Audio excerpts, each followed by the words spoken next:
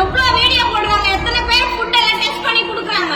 சாராய ஸ்மெல் வருது, அது குடிக்கும் போது அது திறக்கும் போதே கேஸ் வருது. இந்த ஜூஸ்ல கேஸ் வருமா ஃபர்ஸ்ட்? இந்த மூடியை பாருங்களேன், இந்த மூடி எப்படியா இருக்கும்? ஜூஸ் மூடி என்னப்பா நல்லா இருக்கா? நல்லா இருக்கா? ஏன் துப்புற? குடி, நீ கொஞ்சம் அந்த குடி, துப்பாத குடி.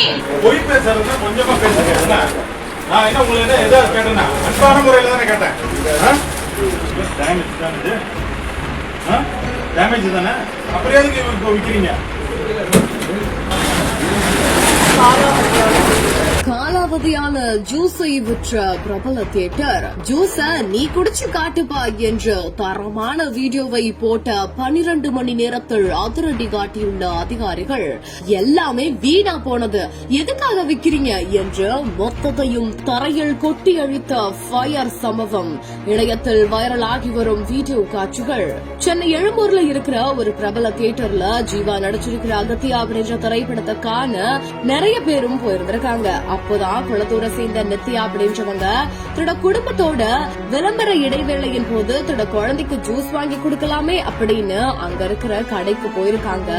அப்ப அங்க அவங்களுக்கு காலாவதியான குளிர்பான பாட்டில்களும், அப்ப அந்த பாட்டில் பார்க்கவே ரொம்ப அழுக்கா இருந்திருக்குது. அது மட்டும் இல்லாம அந்த ஜூஸ் எக்ஸ்பயர் ஆகி போயிருந்திருக்குது. இதனால ஆத்திரம் அடைந்து போன நித்யா என்ன பண்ணிருக்காங்கன்னா, உடனே வந்து இந்த ஜூஸ நீங்க குடிச்சு காட்டுங்கப்பா அப்படின்னு சொல்லிட்டு ஊழியர்களை தரமா வச்சு செஞ்சிருக்காங்க. இத பக்கத்துல இருந்த ஒருத்தர் வீடியோவா எடுத்திருக்காரு.